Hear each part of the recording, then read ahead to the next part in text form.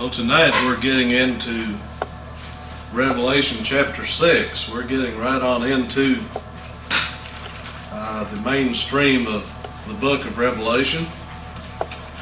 And just wonder how many are enjoying these lessons. Praise the Lord.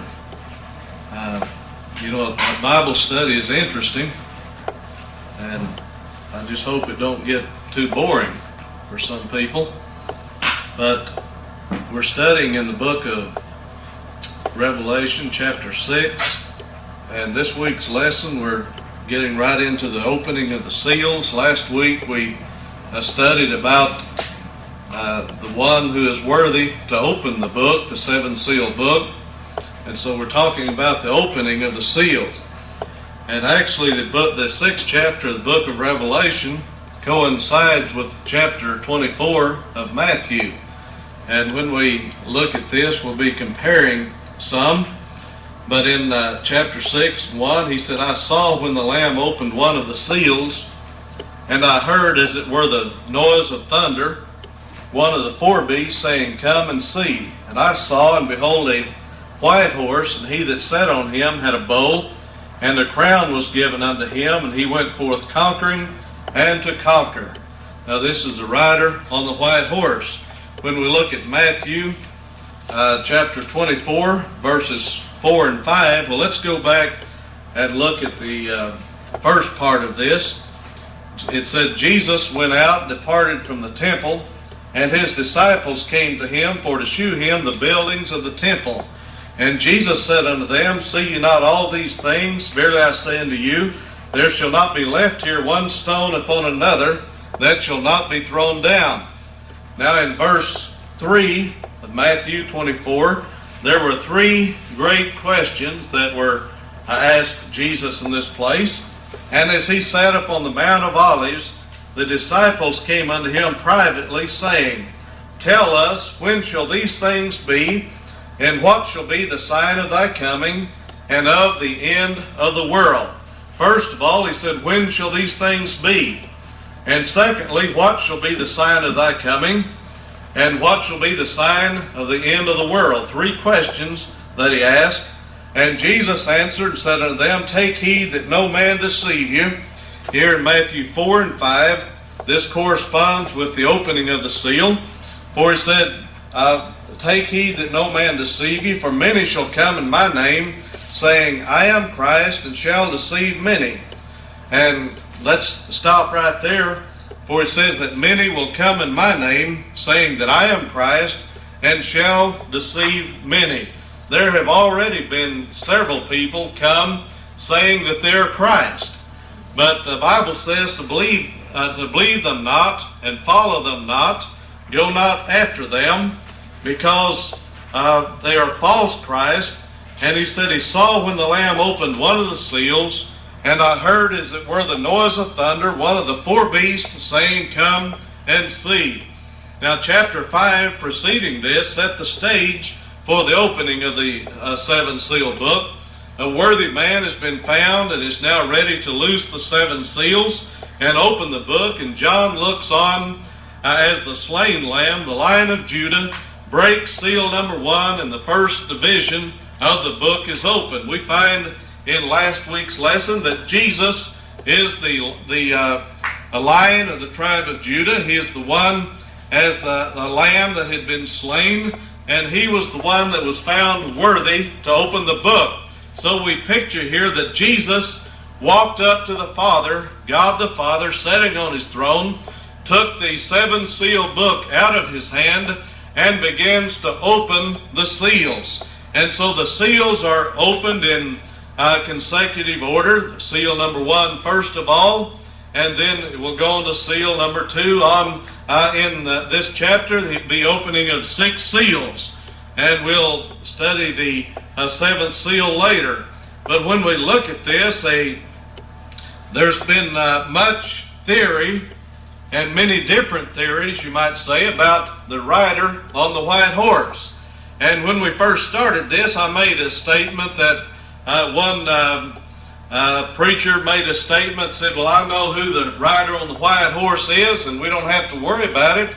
And they asked him who it was, and he said, it's the Lone Ranger. But this is not what we're talking about tonight. This is not the Lone Ranger, but we're studying in the book of Revelation. We have come to this point, and it's very important to identify the rider on the white horse in order to understand the rest of the book of Revelation. If we get this mixed up here, then the rest of the book will not follow in consecutive order or in chronological order. And so it's misunderstanding here will cause us to become confused and actually to a point that we will lose the grasp of the message that God intends to convey in the book of Revelation. Now, there are many people have thought that the white horse rider to be Christ, because the white horse rider of chapter 19 is Christ, and there are several reasons why that we say that this is incorrect, that this could not be Jesus. First of all, Jesus is standing in heaven.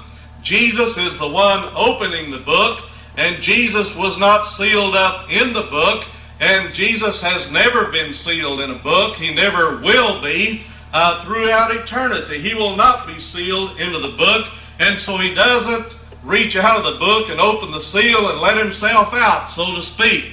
And so Christ is symbolized as a lamb at this time in heaven, opening the seven sealed book.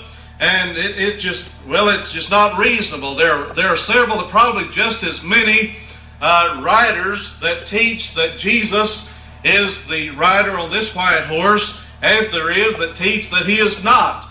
But actually this is the Antichrist being revealed, and we will go into this just a little bit farther and see why that we believe this is the Antichrist. But some say that Jesus comes as a rider on the horse, and he comes to fight against the Antichrist, and some say that Jesus comes to preach the everlasting gospel. But this doesn't stand to reason, because when Jesus comes, if he were to defeat the Antichrist at the first seal, at the beginning of the tribulation period, then there would be no grounds for the rest of the tribulation period. The Antichrist would be defeated here. Christ would be the victor once and for all, and there would be no need for the opening of the seals. There would be no need for the trumpets to sound. There would be no need for the vials to be poured out. And actually there would be no need for the second coming of Christ at the end of the tribulation period, nor would there be a need for the millennial reign, because Jesus would be the conqueror, would be the victor once and for all. So I hope that this is clear tonight, that Jesus is not sealed up in this book, but on the other hand, the Bible tells us that the Antichrist is held back. As we studied last week, that the Antichrist is the one that the Bible speaks about that cannot be revealed until the church is taken out of the way, and then he can be revealed. And so this chapter, when Jesus opens the first seal, it corresponds with the revealing of the Antichrist according to Matthew 24, and it also corresponds to Daniel chapter 9 and 27, at the beginning of the tribulation period, or the beginning of Daniel's 70th week. The man of sin will be revealed. This is the Antichrist, who will make a covenant with Israel for 7 years and promise them peace. And as I was studying this past week and talked with my wife some, did you know that if any person were to come as a ruler and promise world peace, that the entire world would accept them, because this is what the world is wanting. And so the Antichrist comes here, and he is riding on a white horse. Now, some believe that it's Christ because it is white. The Bible tells us to be not deceived, because many will come, and so this is just a symbol that he is coming as a deceiver, and he's going to present himself to the world as Christ himself. But I won't put too much emphasis on the bow, but this man was holding a bow. The Bible tells us he had a bow, but he had no arrows. Jesus is never depicted as carrying a bow and arrow or fighting with bow and arrows, but Jesus is the one with the sword, which is the Word of God that he fights his battles with.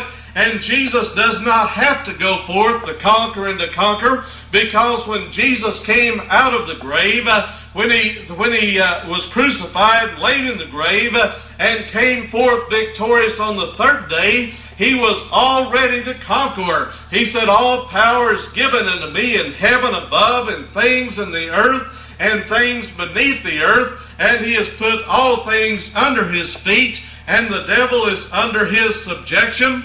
And so Jesus does not have to go forth to conquer and to conquer, but this is the revealing of the Antichrist at the first week of the tribulation period. As we learned last week that the saints have already been raptured. The church, the Christians, the true, genuine believers have already been raptured and are standing before the throne of God and are depicted as being a great number, a multitude that no man can number. And so, as we look at this, the Antichrist comes to try to imitate Christ and try to deceive the world. And so when the Antichrist presents himself to Israel, he will come as a false Messiah of Israel. And no doubt this is why he's shown in symbolism as riding a white horse, because Israel will still be looking for the Messiah to come. And when he comes, Israel, to them, if a man would have come riding a white horse or even in a chariot pulled by white horses and depicting himself as some great person to set up a kingdom on this earth and promise peace, they would accept him. But he deceives the world. They accept him. And this man actually conquers the world and going forth to conquer and to conquer. And at this time, the 10 kings of the old Roman Empire will have been reestablished. The old Roman Empire will have been established. And this is the part of the world that this Antichrist is going to conquer.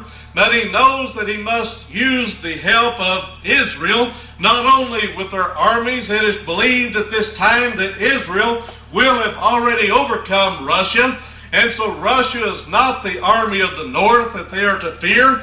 But what they will do, they will use the armies of Israel, their manpower, to conquer these 10 kingdoms. But at the same time, they will use the great Jewish bankers that will be in control of money at that time, which will help them to set up the world monetary system. And you know as well as I know that the Jews know how to make money, they know how to handle money, and they will have money at that day. They do have money today.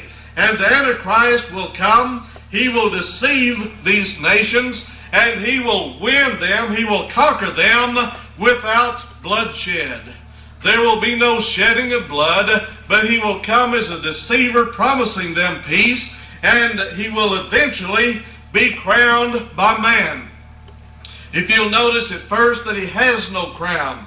And he said that I saw the Lamb open one of the seals, and I heard, as it were, the noise of thunder, one of the 4 beasts saying, "Come and see."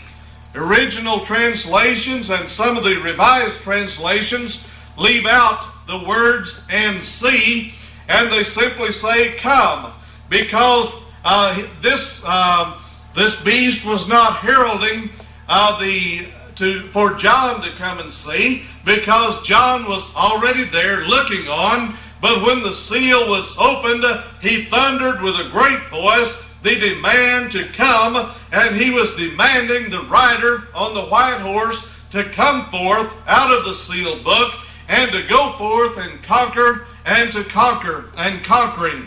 And then it tells us that the second seal was opened. When he had opened the second seal, I heard the second beast. But let us elaborate just a little bit more on the rider, the white horse. The white horse symbolizes the rise of Antichrist at the beginning of tribulation. And it is clear that the symbol is one of an individual that has a bow and is given a crown. He will be crowned by men. and when he has shown himself to be a supreme ruler, and as the rise of Antichrist among the 10 kings and of revised Rome, and through conquest he will become supreme ruler over them by the middle of the tribulation. And so during the first 3.5 years of tribulation, the Antichrist is rising to his power, and at the same time the Jews, or Israel, are reestablishing their kingdom, or their nation, and possibly at this time they will build, this is the time that the temple will be rebuilt, and the throne of David will be reestablished, and the Jews will reestablish their type of worship as they did under the law of Moses. And after the 3.5 years, according to Daniel, that the Antichrist will break the covenant with them. He will overthrow them, drive them out of Israel. They will go into the wilderness, and the Antichrist will sit on the throne of David, declaring himself to be God. And so the second seal, when he had opened the second seal, I heard the second beast come and see, and there went out another horse that was red, and power was given to him that sat thereon to take peace from the earth, and that they should kill one another, and there was given unto him a great sword.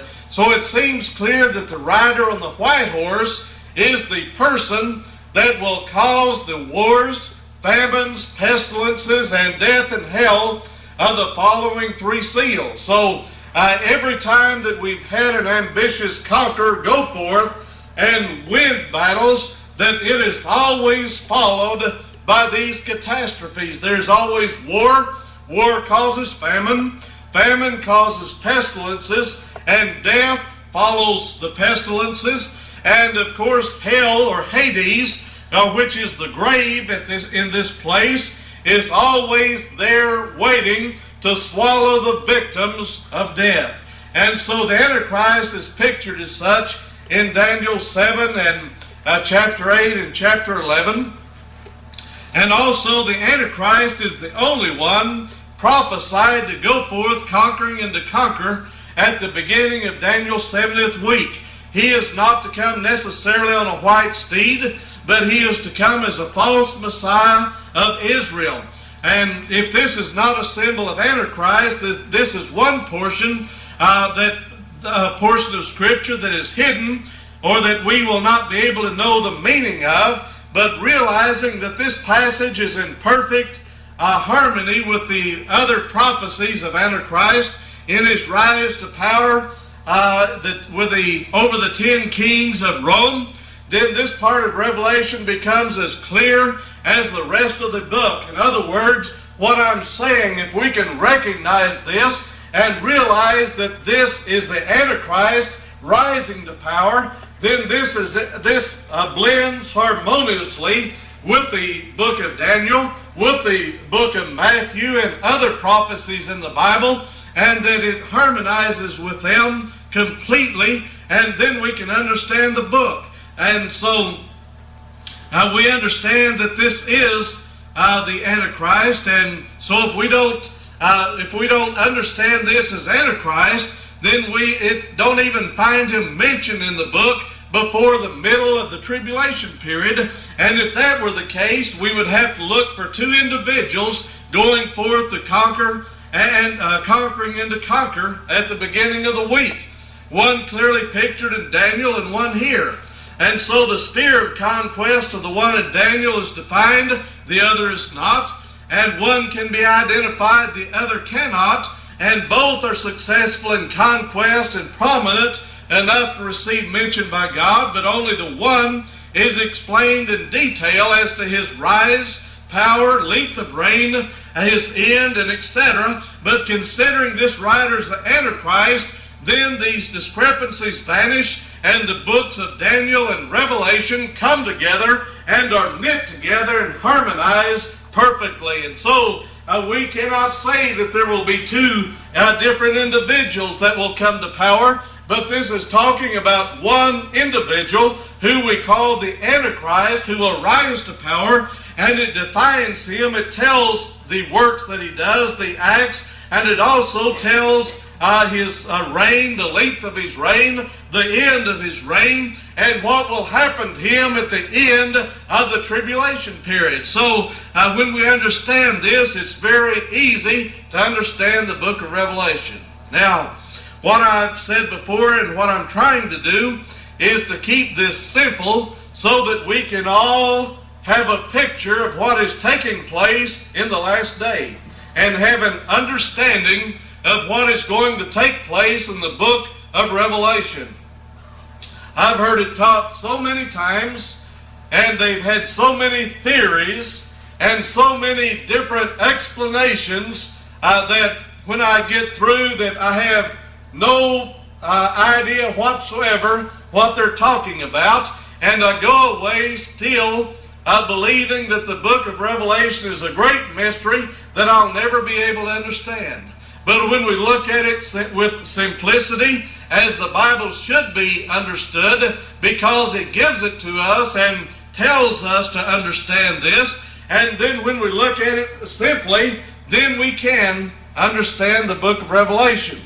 And so this is why that we need to take it in chronological order from beginning to end, and we can see the works of the Antichrist. So the first seal is opened. The Antichrist is revealed, and he goes forth, conquering and to conquer, to rise to power, and he comes to power. He is in authority and ruler over the 10 kings of revised Rome, without firing a shot, without shedding blood. And then the second seal is opened, and when the second seal is opened, we can look at Matthew 24, verses 6 and 7, if you would. And he said, "You shall hear of wars and rumors of wars. See that you be not troubled, for all these things must come to pass, but the end is not yet.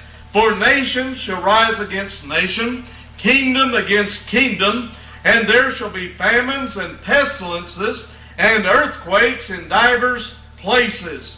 And in verse 8 tells us that all these are the beginning of sorrows concerning the last day, just before the Antichrist begins to reign, just before he comes into power, just before he sits on the throne of David. This period when he is gaining power is called the beginning of sorrows, and the first 3.5 years of the tribulation is referred to as the Lesser Tribulation. The last 3.5 years of the Revelation is referred to as the Great Tribulation. I believe that's brought out in the lesson a little bit further on. The second seal is loosed. The second division of the book is opened. A rider comes forth on a red horse. Red symbolizes blood. He has a great sword with which to take peace from the earth and cause murder and wars and bloodshed among men. War will be the natural result of the Antichrist going forth, conquering and to conquer. When it says, therefore, it is very clear that the red horse rider symbolizes war. This, I believe, is probably agreed upon by most writers, that the red horse symbolizes war. And in the Bible, where it tells us that when they begin to say peace and safety, then cometh sudden destruction, is talking about those who are alive and remain on this earth at the beginning of the tribulation period, who receive the Antichrist, who receive his lies. And also the Bible tells us that he will come and he will perform wonders and miracles. They will marvel after him, and he will deceive the very elect if possible. He will do great things. If I had time, I would go into the book of Daniel and read some of the things that he tells us, and it calls him a great man. And he will come and he will perform great wonders, perform great feats, and the people will marvel after him, and they will accept him. But then they will say that finally we have the man who is going to bring universal peace on this earth. But what they don't know, that this is not the man that is going to bring everlasting peace and they believe his words, but he does not bring peace whatsoever, but he brings war, he brings famine, he brings pestilence, he brings death, and death is followed by hell or the grave, and the tribulation follows this man, and they are deceived because they are saying peace and safety. But what they don't know, that sudden destruction is coming upon them. And the Bible tells us, as travail comes upon a woman with child. And so the Bible tells us that in the third and fourth verses, the second seal is opened, and the rider of this horse is red, and power was given to him that sat thereon to take peace from the earth, and that they should kill one another, and there was given unto him a great sword. Another reason that I believe that this is not Jesus coming in this chapter on the white horse, because when Jesus comes, he will bring universal peace on this earth, and there will be 1,000-year peaceful reign when he will reign with his saints for 1,000 years. And Jesus does not come to take peace from this earth and to cause war and murder and bloodshed, but the Antichrist does. And when we look at the third seal represents famine. Under the third seal, a black horse and rider come forth. The rider has in his hand a pair of balances for the purpose of measuring food. And it says, and when he had opened the third seal, I heard the third beast say, Come and see. And I beheld, and lo, a black horse, and he that sat on him had a pair of balances in his hand. And I heard a voice in the midst of the four beasts say, A measure of wheat for a penny, 3 measures of barley for a penny, and see thou hurt not the oil and the wine. And let us look again at Matthew chapter 24, verse 7. For nation shall rise against nation, and kingdom against kingdom, and there shall be famines and pestilences and earthquakes in divers places. This just emphasizes just a little bit farther that there will be famine on the land. And so the Bible tells us, it prophesies many years ago that this time is coming. And so he said that he opened the third seal, and the third beast say, Come and see. And I beheld, and lo, a black horse, and he that sat on him had a pair of balances in his hand, and this was for the purpose of preserving food or measuring food or rationing food in that day. And this is a symbol of famine. The penny referred to here is a day's wage, which from the original term is a day's wage was a denarian, which is about 17 cents in our money today. And the price of one loaf of bread was the wage that a man was to receive in that day. And this was to sustain his family, his children. And so when we look at this, there will be a great famine. The penny referred to as a day's wage in Matthew 20. And a measure, which is nearly a quart of corn, was a slave's daily ration, an amount that could ordinarily be purchased for 1/8 of a penny. Ordinarily, one could buy 8 measures of wheat or 24 measures of barley for a penny. Now I want you to notice this, that food prices in that day, you might want to make a note of this because it's one of your questions, that food prices in those days will be 8 times higher than they are today, in the day that we ordinarily prices. And so one could buy 8 measures of wheat or 24 measures of barley for a penny, but then only 1 measure of wheat or 3 measures of barley can be bought for a penny.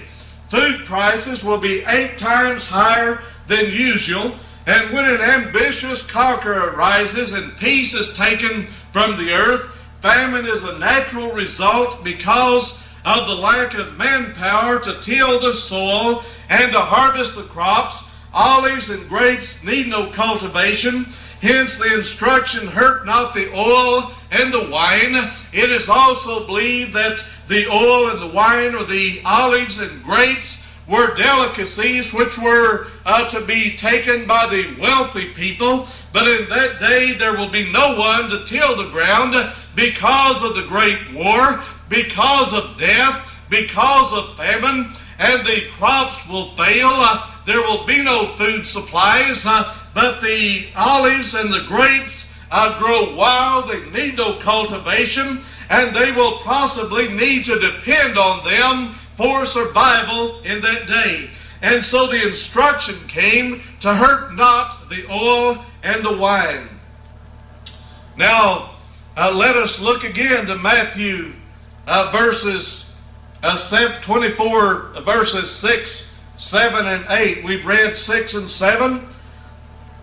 But let's look at it again. You shall hear of wars and rumors of wars. See that you be not troubled, for all these things must come to pass, but the end is not yet.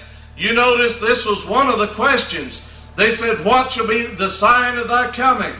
And what shall be the sign of the end? He said, the end is not yet. These things will be before the end. And nation shall rise against nation, kingdom against kingdom. And there shall be famines, pestilences, earthquakes in divers places. And all these are the beginning of sorrows. So when we look at this, the fourth seal, when he had opened the fourth seal, I heard the voice of the fourth beast say, come and see. And I looked, and behold, a pale horse, and his name that sat on him was Death, and hell followed with him, and power was given unto him over the fourth part of the earth, to kill with sword, with hunger, and with death, and with the beast of the earth. Now I want you to notice that. It said that power was given unto them over the fourth part of the earth. This means the fourth part, or 1/4 of the world's population, would be affected or killed in one manner or another. He said to kill with the sword.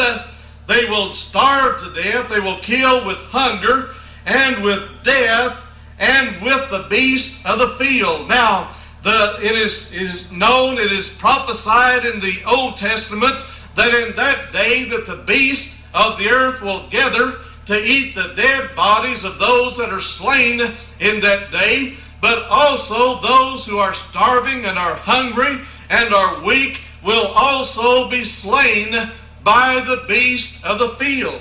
And so it's going to be a terrible day. It's no wonder they call it a great and terrible day of the Lord, when the wrath of God is going to be poured out. This is why that I admonish you to pray that you would be worthy to escape the things coming on this earth, because the great and terrible day of the Lord is coming. It will be a day of darkness. Let us hurry and get into this a little bit farther. It's the fourth seal represents death and hell. This time it is a pale horse. The word for pale is chloros. In the original Greek, it means green. I didn't realize this when I preached about the green tree Sunday, and I used this word chloros, which means the tender fern or the tender branch, but the same words means a light green or a pale or a ghostly color, so to speak. And so this same word chloros, it is a pale green, and it's so translated in Mark 6 and Revelation 8 and Revelation 9. And so the rider of the pale horse is death, and has reference to the great pestilence that shall be sent on the earth after wars and famine have taken their toll of human life. And the color of the fifth horse is not given, but the name of the rider is hell. Actually, there is not a fifth horse. And so I put this here as a reminder to tell us that actually this represents Hades. This hell comes from the original Greek word Hades, which means the grave. This means after people are killed, after they die, and after death takes their toll, that hell or Hades is there to swallow them up. And so Hades is the eternal, it's not the eternal, but it is the waiting place of the departed souls of the wicked who will wait for the judgment day. Now, the rampage of death and hell of the fourth part of the earth will be the natural result of wars and famines of the first three seals, and the sword, and that's supposed to be spelled right. That is sword and hunger refer to the second and third seals, which are followed by death and hell.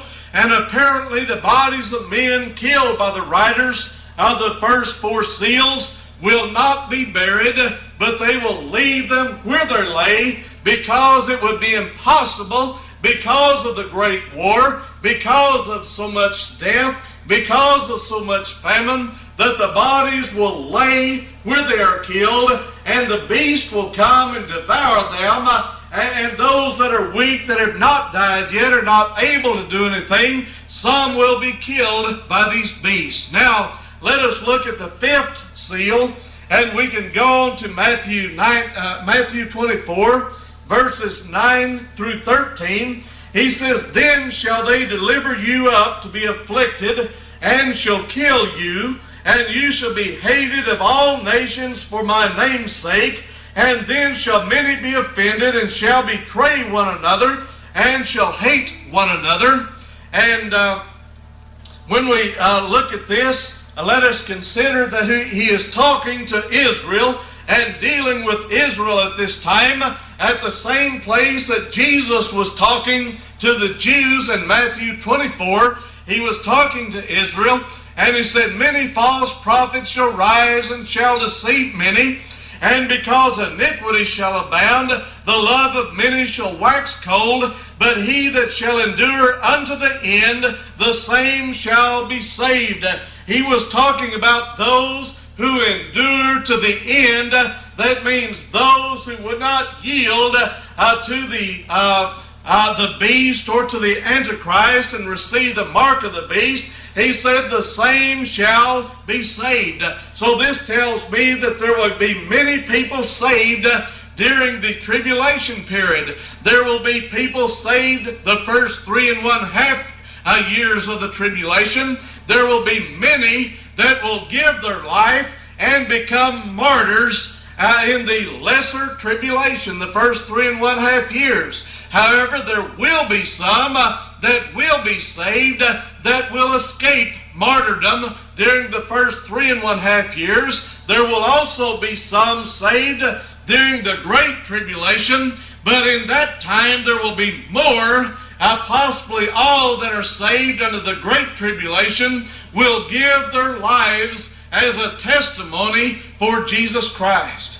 Now I hope you understand the division. Their first 3.5 years of the tribulation, or Daniel's 70th week, is when the Jews are setting up their form of worship under the law of Moses, rebuilding the temple, rebuilding David's throne, and worshiping according to the law once again. But at the end of 3.5 years, they will be driven from Jerusalem into the wilderness. Now this famine does not affect the entire world, because there will be nations who have plenty of food, and this is brought out in the fact that Israel will be fed by alien armies or alien countries who are friendly with them, and there will be food for them during the last 3.5 years or the Great Tribulation.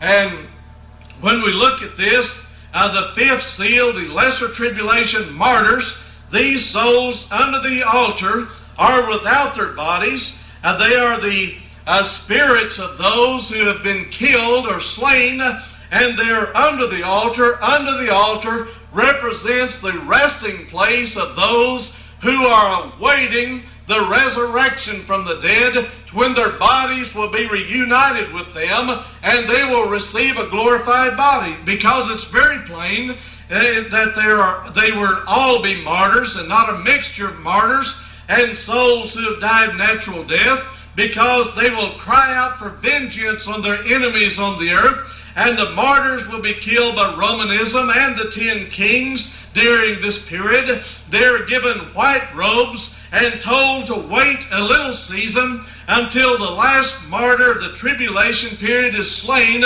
They are called the Lesser Tribulation martyrs. You might mark this also. It's one of the questions that these are called the Lesser Tribulation martyrs, for they are slain during the first half or part of Daniel's 70th week, or during the first 3.5 years of the tribulation, which is referred to as Lesser Tribulation, and as I said, the last 3.5 years, the Great Tribulation. And these are the spirits or the souls of those who have departed and are waiting for vengeance, and vengeance will not come until at the end of the 7 years when Jesus comes with 10,000s of his saints, and we'll talk about these a little bit farther. And so look at the sixth seal. The sixth seal, we might look at Matthew chapter 24, verses 29 and 30. We will skip some, but this simply talks about the tribulation period. If you want to, we'll look. Verses 15 said, "When you therefore shall see the abomination of desolation spoken of by Daniel the prophet, stand in the holy place. Whoso readeth, let him understand." In other words, he's talking about Daniel's 70th week and the middle of the week, that it will be the holy city Jerusalem will be trodden down by the Gentiles. It will be overthrown. This is called the abomination of desolation, spoken of by Daniel the prophet. Said, "Then let them which be in Judea flee into the mountains, and let them which is on the housetop not come down to take anything out of his house, neither let them which is in the field return back to take his clothes. And woe unto them that are with child, and to them that give suck in those days." And this is talking about the tribulation period, talking about the time when the Antichrist will break his covenant with Israel, and they will flee into the mountains. And he was telling them that are on the housetop to not come down, and woe unto them that give suck in those days. And pray ye that your flight be not in winter, neither on the Sabbath day. For then shall be the great tribulation, such as was not since the beginning of the world to this time, no ever shall be. And except those days should be shortened, there shall no flesh be saved. And for the elect's sake, those days shall be shortened.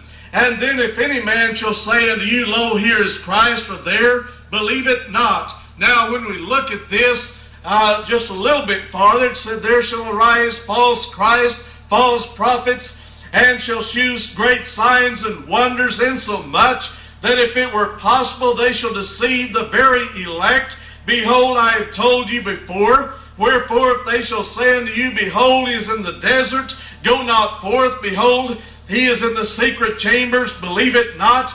For as the lightning shineth, or lightning cometh out of the east, and shineth unto the west, so shall also the coming of the Son of Man be. For wheresoever the carcass is, there will the eagles be gathered together."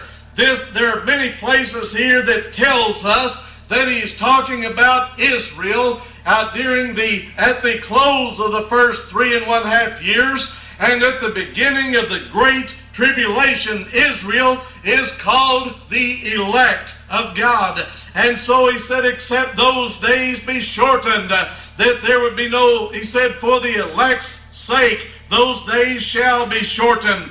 And he said there would be false Christ and false prophets which will arise. There will be false Christ. There will be a false prophet in the last days. There will be a world church, and that everyone will be demanded to fall down and worship the false prophet and the beast, and to be a member of the world church. But he said, go not after them.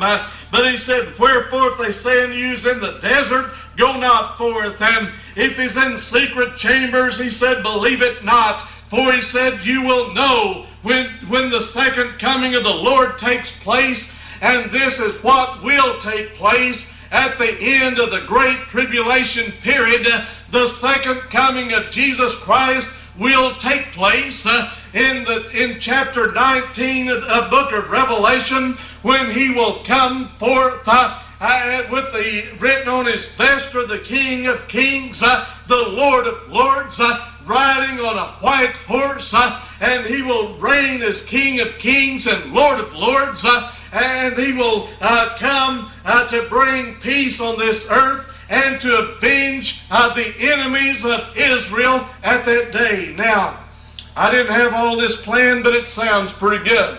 It fits in right here. Now let's look at verse 29. It said, immediately after the tribulation of those days shall the sun be darkened, and the moon shall not give her light, the stars shall fall from heaven, and the powers of the heavens shall be shaken, and there shall appear the sign of the Son of Man in heaven, and then shall all the tribes of the earth mourn, and they shall see the Son of Man coming in the clouds of heaven with power and great glory, and he shall send his angels with a great sound of a trumpet, and they shall gather together his elect from the four winds, from one end of heaven to the other. And when we look at this, we could look at verse 32, said, now learn of